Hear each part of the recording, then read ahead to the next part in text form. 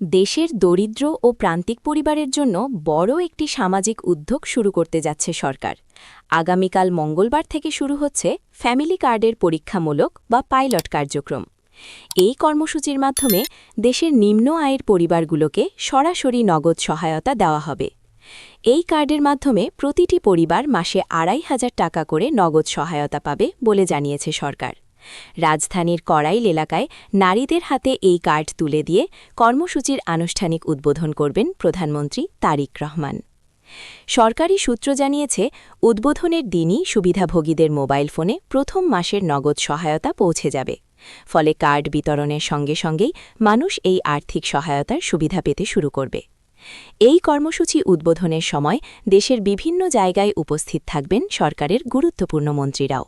চট্টগ্রামে থাকবেন অর্থ ও পরিকল্পনা মন্ত্রী আমির খাসরু মাহমুদ চৌধুরী এবং সুনামগঞ্জে উপস্থিত থাকবেন বাণিজ্য মন্ত্রী খান্দেকার আব্দুল মুক্তাদির।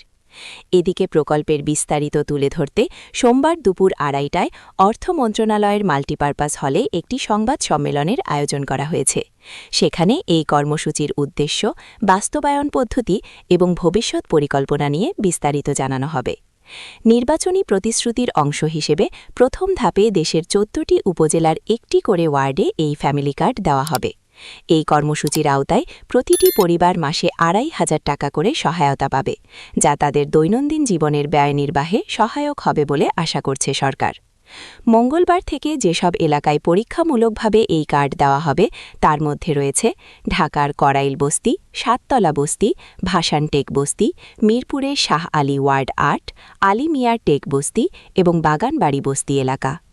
এছাড়া রাজবাড়ির পাংশা, চট্টগ্রামের পটিয়া, ব্রাহ্মণবাড়িয়ার বাঞ্চারামপুর, বান্দরবানের লামা, খুলনার খালিশপুর, ভোলার চরফ্যাশন, সুনামগঞ্জের দিরাই, কিশোরগঞ্জের ভৈরব, বগুড়া সদর, নাটোরের লালপুর, ঠাকুরগাঁও সদর এবং দিনাজপুরের নবাবগঞ্জেও এই কর্মসূচি চালু হবে।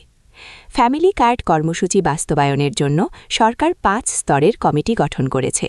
এর মধ্যে রয়েছে উপজেলা বা শহর কমিটি, ইউনিয়ন কমিটি, পৌর কমিটি এবং ওয়ার্ড কমিটি। এসব কমিটি উপকারভোগী নির্বাচন ও কর্মসূচির বাস্তবায়ন তদারকি করবে। সবচেয়ে উপরে থাকবে মন্ত্রিসভা কমিটি, যার সভাপতি অর্থমন্ত্রী আমির খাসরু মাহমুদ চৌধুরী। এছাড়া তথ্য সংগ্রহ ও ব্যবস্থাপনার জন্য একটি জাতীয় কারিগরি ও ডেটা ম্যানেজমেন্ট কমিটিও কাজ করবে। সরকারি নীতিপত্রে বলা হয়েছে, ফ্যামিলি কার্ড মূলত একটি একীভূত সামাজিক সুরক্ষা কর্মসূচি।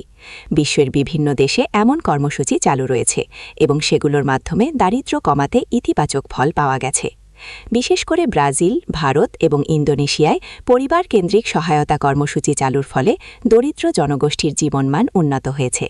বাংলাদেশেও একই ধরনের উদ্যোগের মাধ্যমে দরিদ্র ও প্রান্তিক পরিবারের আর্থিক নিরাপত্তা নিশ্চিত করার লক্ষ্য নেওয়া হয়েছে। জানা গেছে, পরিবারের মা বা নারী প্রধানের নামে এই ফ্যামিলি কার্ড ইস্যু করা হবে এবং কার্ডধারীর বয়স অবশ্যই ১৮ বছরের বেশি হতে হবে।